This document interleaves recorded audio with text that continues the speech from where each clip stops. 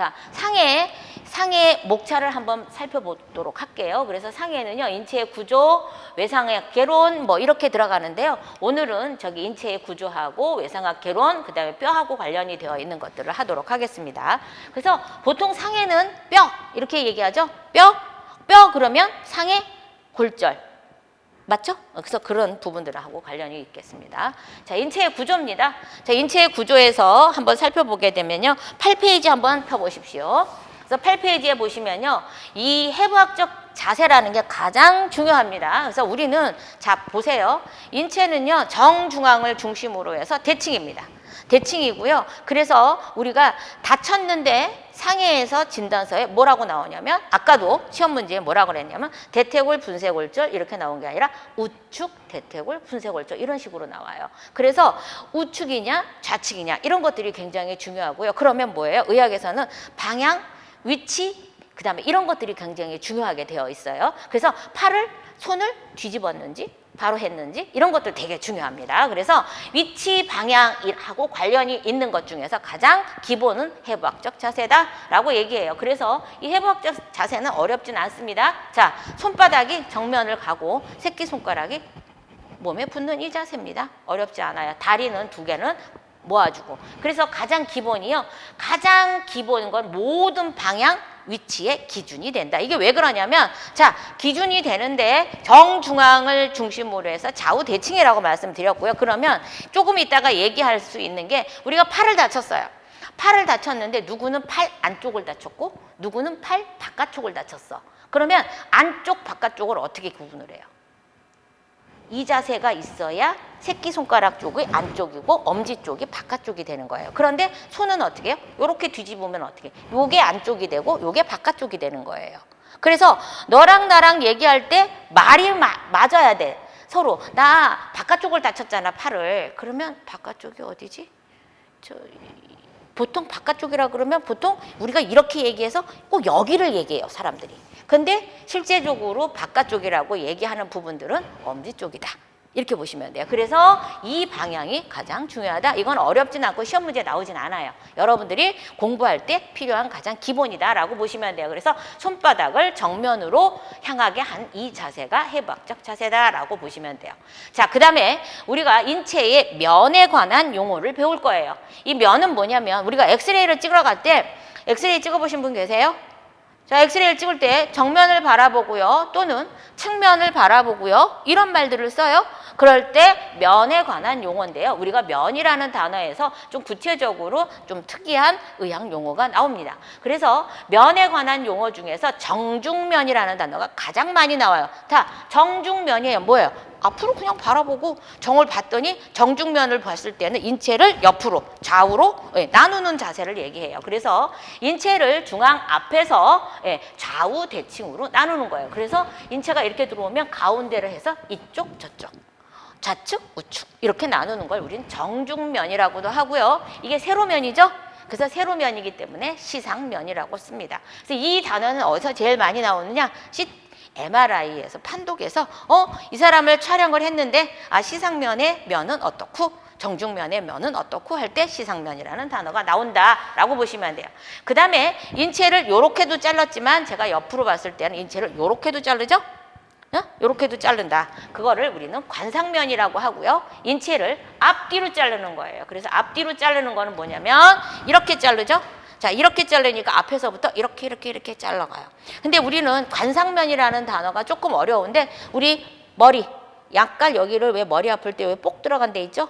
여기가 인체를 반으로 쪼갤 수 있는 그 위치가 돼요. 요거를 우리는 관자놀이 이렇게 얘기하는데 그거를 중심으로 해서 자르는 걸 관상면이다라고 보시면 좋을 것 같아요. 그래서 관상면이 있고요. 그 다음에 요렇게는 전부 다 세로면이에요. 그러면 가로면도 있어야 되겠죠? 그래서 수평면 또는 가로면도 있다라고 보시면 돼요. 인체를 아래 위로 나누는 면을 우리는 요렇게 아래 위로 나누는 면을 우리는 수평면 또는 가로면이라고 얘기한다. 그럼 이 면을 봤을 때 우리가 MRI나 뭐를 촬영을 할 때 자, 정중면 한번 찍고요. 그 다음에 옆에 측면에서 관상면이 한번 찍고요. 그 다음에 위에서부터 아래로 내려와서 찍으면 어떤 모양이 나와요? 큐빅 모양으로 나오죠. 그래서 요거를 특수 촬영을 할 때, MRI나 할 때, 요렇게면 한번 보고, 요렇게면 한번 보고, 요렇게면 한번 보니까 어때요? 굉장히 정밀하게 어떤 병변을 확인하는데 가장 좋다. 그래서 보통 이 면이 다 나오는 것들은 특수 촬영에서 MRI라고 보시면 좋을 것 같아요. CT는 정중면, 관상면 없고 수평면만 있습니다. CT는. 그래서 그러면 MRI는 이렇게 세 면이 있고 CT는 요 한 면만 있으니까 어떤 게 더 비싸야 돼요? 당연히 MRI가 면이 많이 나오니까 더 비싸겠죠? 그래서 가격 차이도 나오고, 그 다음에 그 테크닉 차이도 여기서 나오고요. 이미지 차이도 여기서 나옵니다. 그 다음에 옆에서 9페이지를 한번 살펴보게 되면요. 뭐라고 되어 있느냐면 인체 부위의 움직임에 관한 용어입니다. 어렵지 않습니다. 자, 움직인다는 건 뭐예요? 움직이는 거. 자, 우리 몸은 다 관절로 이루어져 있기 때문에 움직이지 않으면 그게 무슨 사람이야. 인형도 움직이는데, 그죠? 그래서 움직임에 관한 용어를 배울 때 가장 기본적인 거는 구부렸다 폈다예요. 자, 구부렸다 폈다를, 자, 각을 이루면서 구부리는 걸 우리는 굴곡이라고 얘기할 거고요. 여러분들 혹시라도 조금 더 여력이 되면 영어로도 하면 좋아요. 플렉션이라는 단어를 써요. 그래서 플렉션.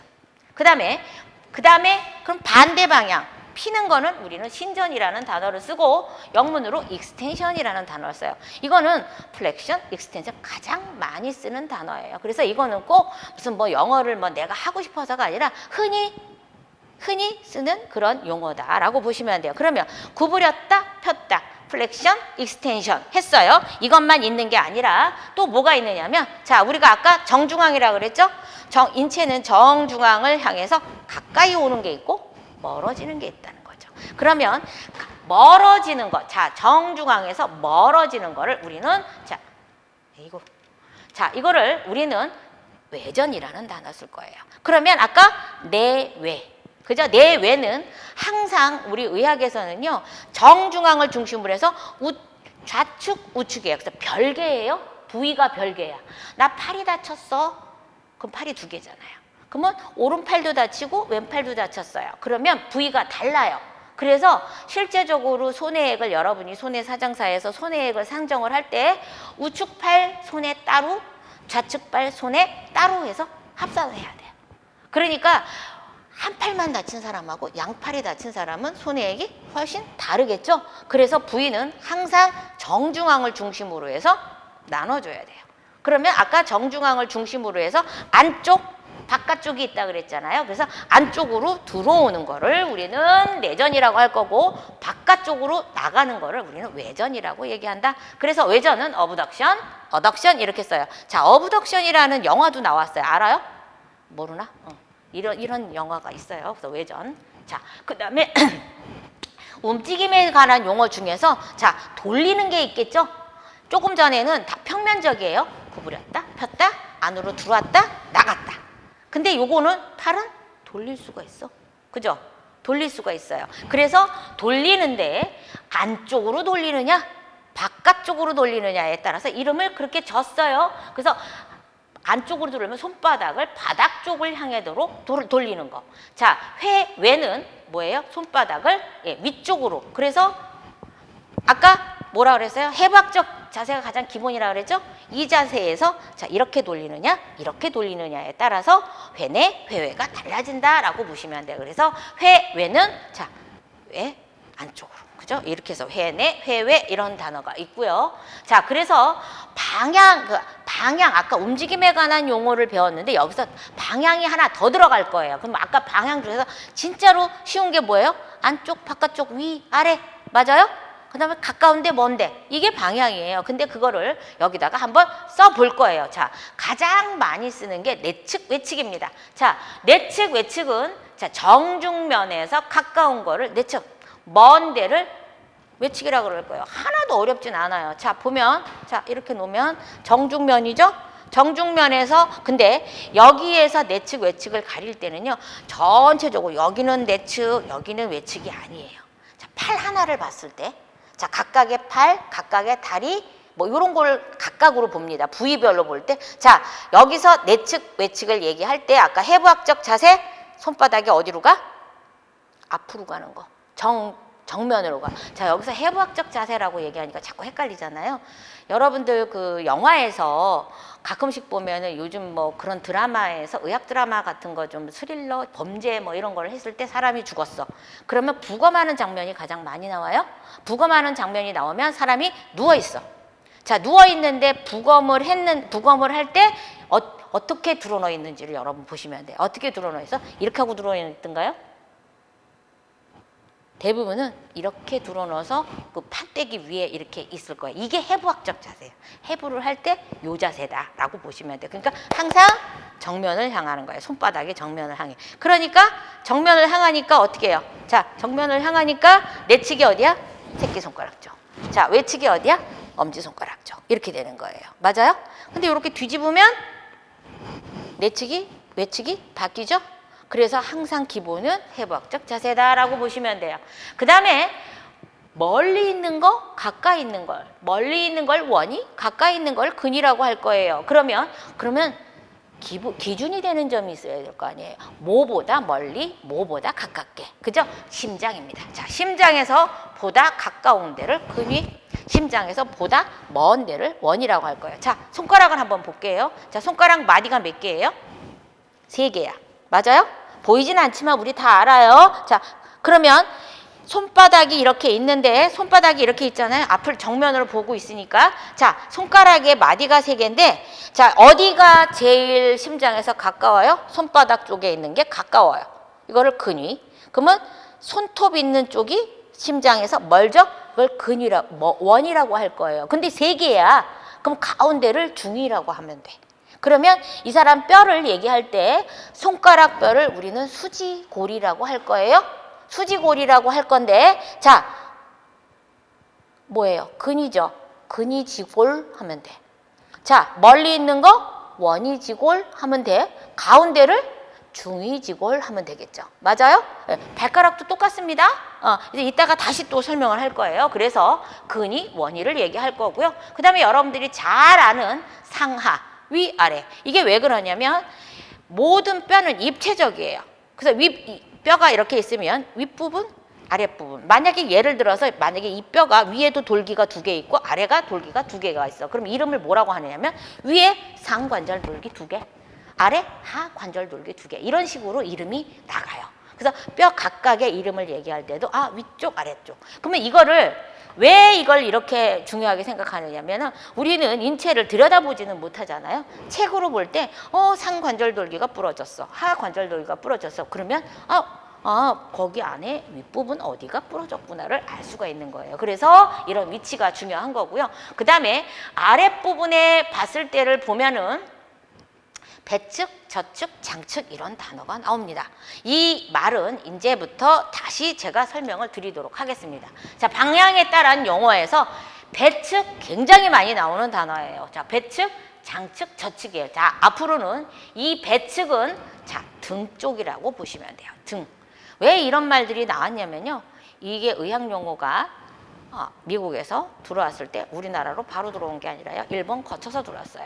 그래서 일본에서 번역을 할 때 그렇게 쓴 거예요. 배측이라는 단어. 그래서 이 배측이라는 단어는 우리가 그냥 이 배가 아니야. 여기서의 배측은요. 뭐냐면 등이에요. 등. 자, 그러면 우리 몸에 등이 몇 개가 있어요? 손등, 발등, 또 진짜 등어리. 그래서 이걸 얘기할 때 그러면 손등은 앞에 손 숫자를 해서 수배부 하면 되겠네요.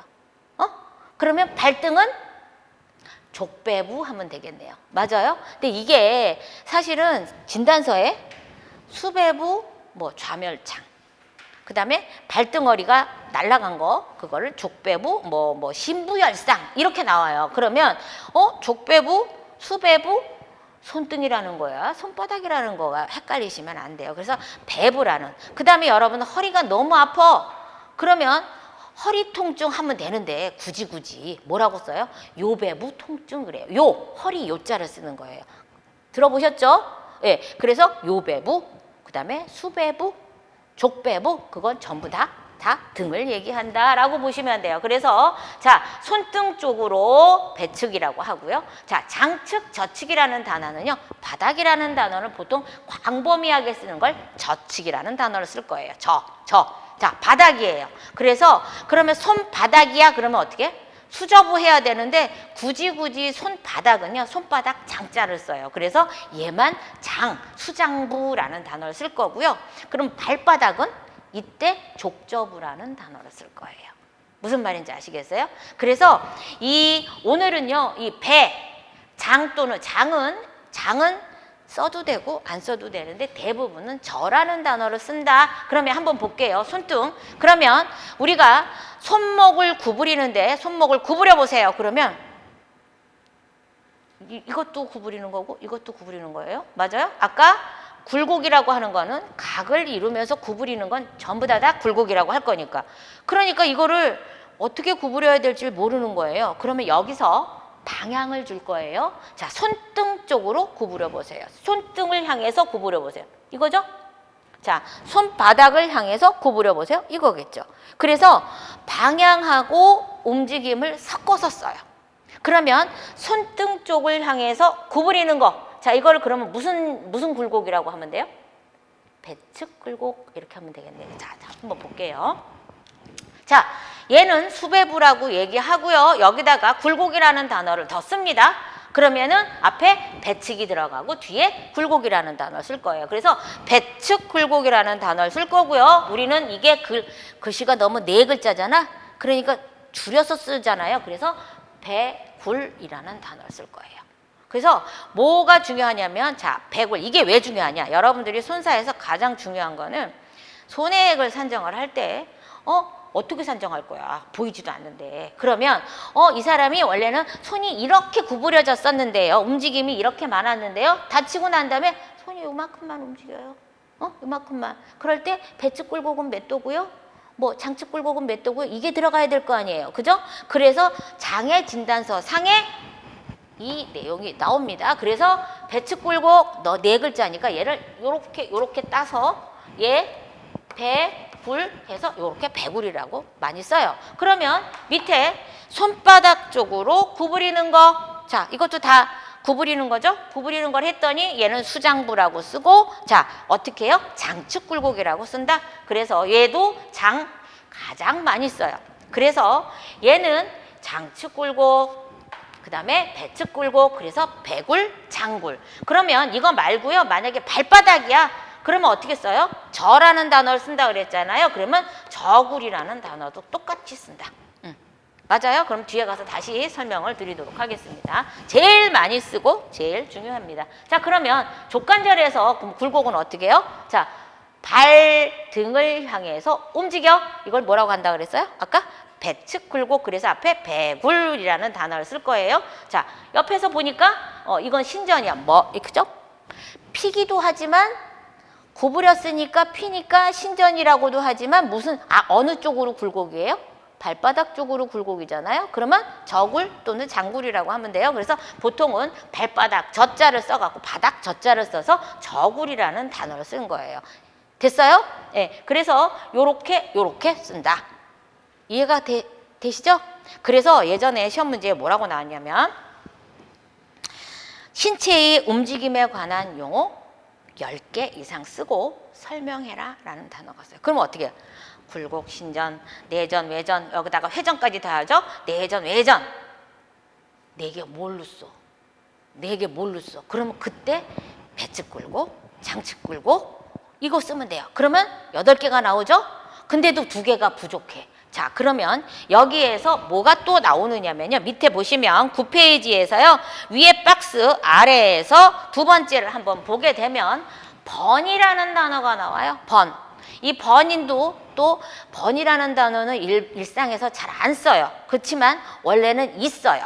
근데 의사들이 잘 쓰지 않아요. 그래서 장애진단서에서 번이라는 단어를 다 들어오지 않지만 뭐 반이라는 단어를 많이 들어와요. 근데 이 반이라고 하는 거는 손바닥 반자 뭐 이런 걸로 써요. 바닥 그 얘기해서. 그런데 번, 반 거의 같은 의미로 쓰는데 우리가 돌릴 때 우리가 네 번, 외번 얘기를 할 때 네 번이라고 하는 거는 자, 우리가 발목에 있어요. 자, 아까 저 보세요. 이게 발목이야. 발목을 이렇게 했어. 이건 무슨 운동?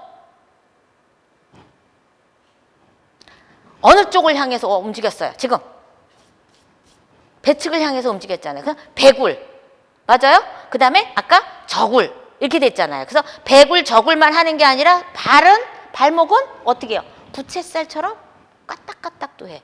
근데 보니까 회전이라고 얘기하기에는 돌아가지는 않아요.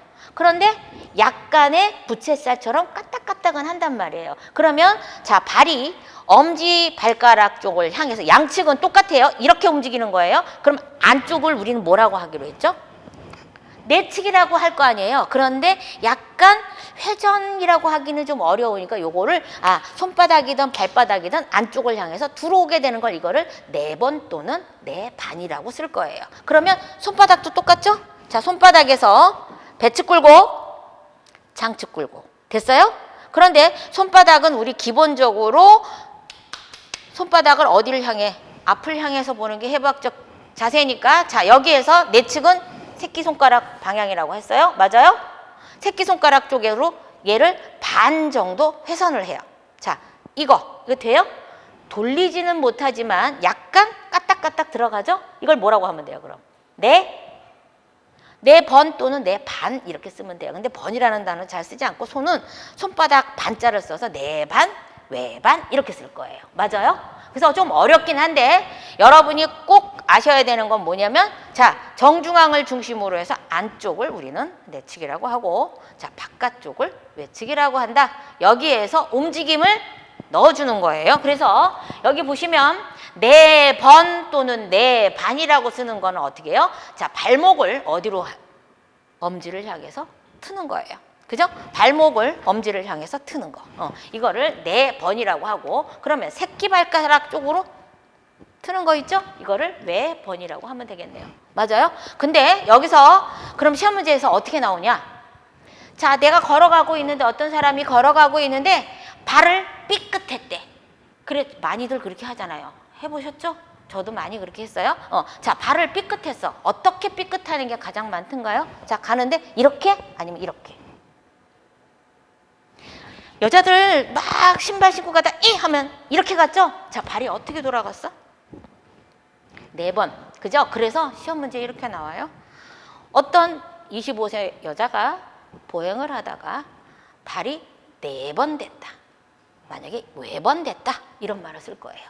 자, 그러면 외번 됐어, 네 번 됐어. 자, 네 번은 네 번역을 받아서 했어요. 그러면 어디가 손상이 일어나요?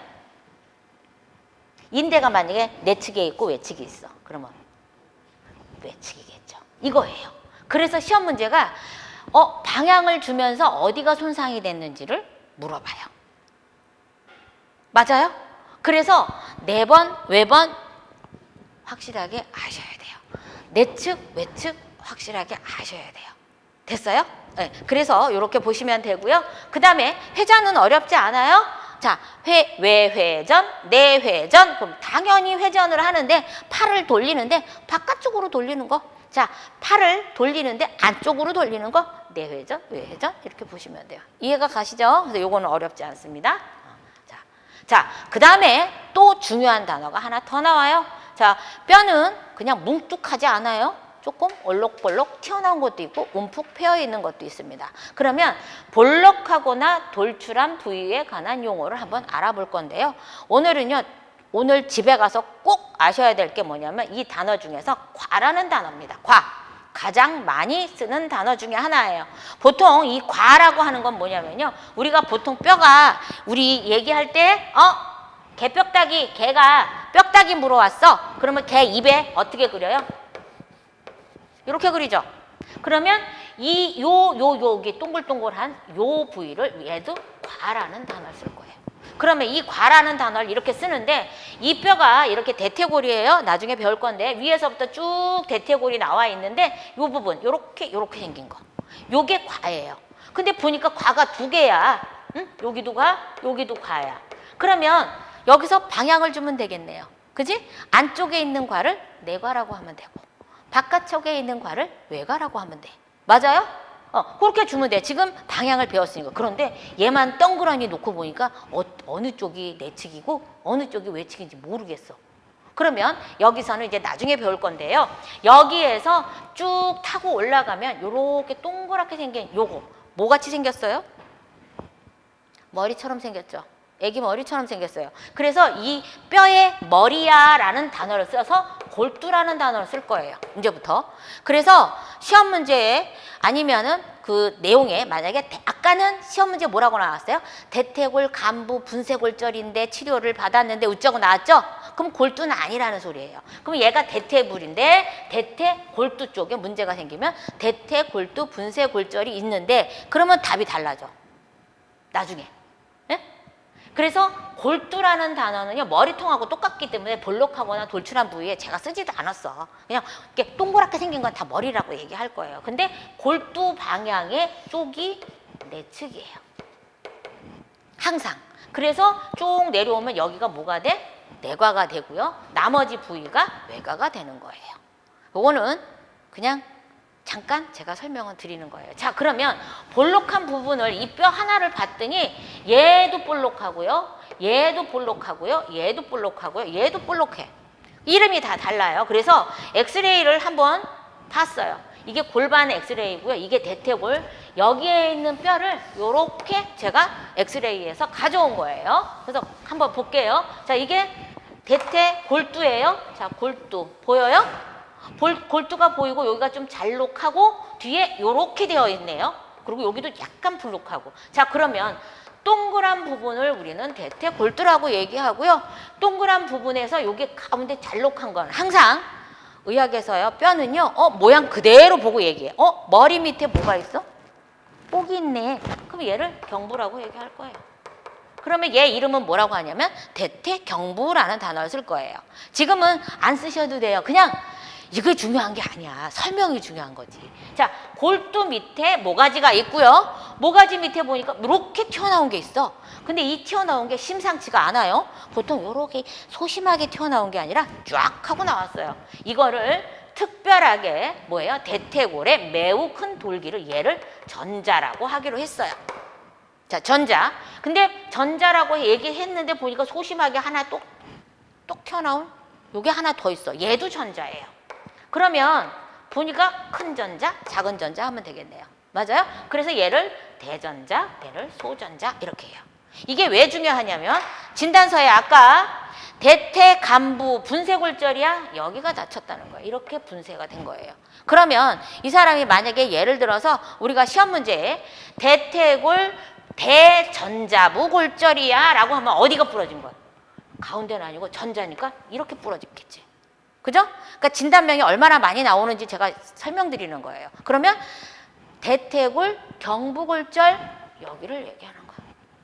자, 대퇴골 전자 하부골절 그럼 뭐야? 전자 밑에 있네. 전자 밑. 그러니까 전자는 아니고 전자 밑이 꼭 부러진 거야. 자, 그런데 그 다음에 부러졌는데 대전자하고 소전자를 갈라서 했어. 이건 뭐라고 하면 돼요? 전자하고 전자 사이 쪽으로 쭉 갈라졌어? 전자간 골절하면 돼. 됐어요? 그럼 끝나는 거야. 그래서 이 부위를 알아야 이거를 입체적으로 우리가 진단서가 나왔을 때 대퇴경부골절이야, 골두골절이야, 전자부골절이야, 전자하부골절이야, 전자간 골절이야 다 나와. 이걸 알아야. 그러면 벌써 요거 하나 가지고 진단서가 몇 개가 나올 수 있어요? 근데 또 거기다가 뒤에 가서 이제 제가 간부 뭐 그냥 일반적인 골절이냐 아니면 분쇄냐 분절이냐 이게 또 나와요. 그러면 진단명 하나 가지고 길어져. 엄청나게 길어. 그러면 이 진단서를 가지고 우리는 손해액을 머릿속에서 그려야 돼요. 어렵지는 않습니다. 자, 금방 나오죠? 그래서 오늘 가장 중요한 거는 뭐냐면은 우리가 뼈는 움푹 들어간 거보다 튀어나온 게 훨씬 많아요. 근데 그 튀어나온 거가 정말 많지만 뭐 알아야 된다고요? 과 알아야 되고요. 가가 가장 많습니다. 아까 왜 그 개뼈다귀 이게 튀어나온 거. 그래서 이 과는요 또 뭐라고 얘기냐면 진짜 또 중요한 해부학적으로 중요한 부위예요. 자, 골단이 비유해서 자, 관절면을 이루고 있는 돌이에요. 우리가 움직임이 있을 때 뭐 때문에 움직인다고?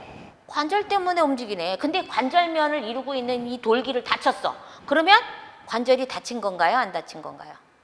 다친 거야. 그러면 다 관절을 다쳤으면 움직임이 잘 안 될 것 같다. 그래서 요거 하나만 가져도 나중에 후유장애까지도 연결을 시킬 수가 있는 아주 중요한 해부학적으로 중요한 게 바로 과다. 그 다음에 여기에서는 방향을 주면 내가 외가. 그죠? 내측과 외측과 이렇게 보시면 되고요. 그 다음에 이제 특별하게 대퇴골. 우리 몸에서 가장 큰 뼈가 대퇴골이에요. 여러분들 다리에 장단지 있는 이 대퇴골에 매우 큰 돌기 대전자. 그 다음에 조금 소심하게 나와 있는 걸 소전자. 이렇게 보시면 좋을 것 같습니다. 그러면 우리는 항상 이 의학을 배울 때 가장 좋은 게 뭐예요? 팔하고 다리하고가 세트야. 비슷하게 생겨 먹은 게. 그래서 아래로 다시 한번 볼게요. 자, 그 다음에 돌출하거나 볼록하거나 할 수 있는 용어 중에 또 과가 또 있어. 아까 그 과하고 이 과는 좀 달라. 영문으로 좀 다릅니다. 자, 앞으로 다시 돌아가 볼게요. 자, 이 과는 콘다일이라 그래서 관절면을 이루고 있는 돌기를 우리는 이거를 우리는 그냥 일반적인 관절면의 돌기의 과라고 한다면 굳이 이쪽 과는 M으로 시작을 해요. 그래서 얘는 특히 앞에다가 발목 돌기. 자, 발목이에요. 얘가. 이게 발목인데 여러분들 자, 엑스레이 보여요? 이게 발목이에요. 우리 발목이에요. 근데 여기에서 돌기를 한번 찾아봐요. 얘 돌기죠. 튀어나온 거니까. 얘도 돌기네. 맞아요? 그래서 유난히 여기 돌기를 우리는 이쪽 발목 돌기, 발목 관절 돌기라고 얘기할 거예요. 발목 돌기라고 얘기할 거예요. 그런데 이 과가 아까 그 과하고 헷갈리니까 굳이 앞에다가 족관절이라는 단어를 붙일 거예요. 그러면 내과 외과가 있겠죠? 내가 외과가 있으면 내측과는 내과라고 할 거고 외측은 외과라고 얘기할 거예요. 자, 여기서 딱 봤더니 안쪽이고 이게 바깥쪽입니다. 그래서 여러분들이 왜 이렇게 앞바다리하고 앉아 있을 때 바닥에 왜 대는 데 있죠? 톡 튀어나온 거. 이걸 우리 뭐라 그래? 복숭아뼈라고 그러죠? 이게 바로 이 복숭아뼈입니다.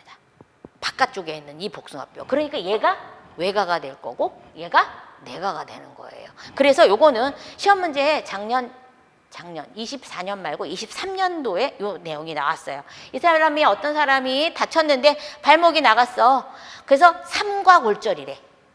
자, 내과골절, 외과골절은 두 개를 다 같이 부러지면 우리는 두 개가 다 부러졌으니까 양과골절 하면 되는데 삼과골절이래. 그럼 여기서 숨어있는 과가 뒤에 하나 더 있거든요. 그래서 그러면 어쨌거나 발목에 과골절이 있는데 여기 부위를 찾으래요. 번호에서 찾으래. 엑스레이에서. 이런 시험 문제도 나왔어요. 그러면 내과 외과를 찾아야 되는데 여기 이렇게 찾아야 돼요.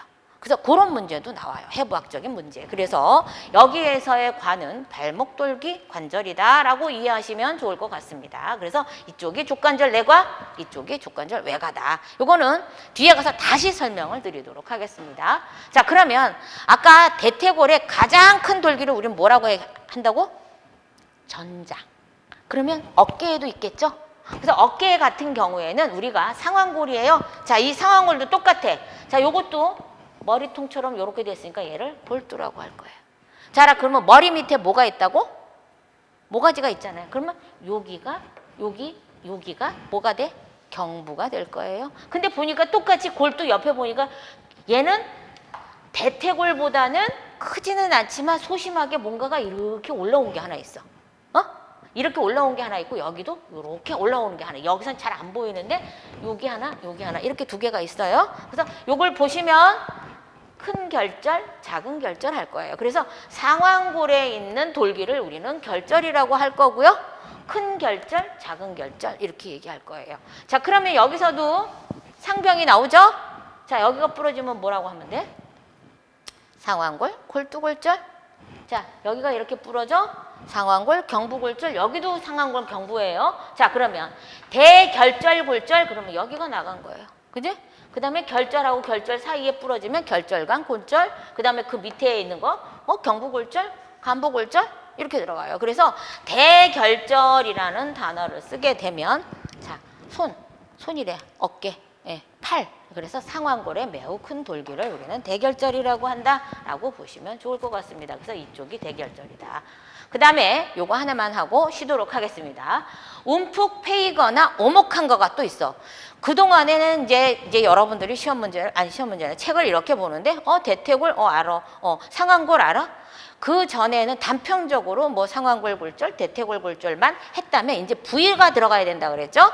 그래서 과부골절, 대결절, 그 다음에 전자 이게 들어갔는데 이거는 다 튀어나왔어. 근데 튀어나온 것만 있는 게 아니라 우리 몸은 움푹 패여 있는 것도 있어요. 그래서 움푹 패여 있는 걸 뭐라고 하느냐면 그 중에서 두 개가 가장 많아요. 움푹 패여 있는 거는 자, 와라는 단어를 많이 써요. 와. 자, 와. 아까 자, 앞에 기억이 들어가면 튀어나온 거예요. 튀어나온 거. 와, 움푹 들어가 있는 거. 와. 그래서 와라는 단어를 많이 써요. 그래서 표면에서 얇고 오목한 거예요. 그래서 우리가 이게 머리뼈예요. 자, 안에 들어가 있죠? 움푹. 이거를 우리는 뭐라고 하면 돼? 안와라고 하면 돼요. 그래서 안와에서 안와골 골절이라는 단어가 나오면 겉이 아니라 안에 있는 뼈, 어느 뼈가 골절이 일어난 거를 안와골 골절이라고 할 거예요. 그러면 이 안와에 자, 뭐가 들어가 있어? 우린 눈이 들어가 있죠? 눈을 우리는 뭐라고 해? 안구라는 단어를 쓸 거예요. 그래서 보통 구라는 단어는 또 길면서 이렇게 좀 튀어나온 단어를 구라고 해요. 그래서 시험 책에 안와에 안구가 들어가 있습니다. 이제 이해가 되시죠? 그러면 움푹 들어간대. 그러면 우리가 보통 죽어서 썩어요. 그러면 뼈는 안 썩지. 안구는 뭐예요? 이거.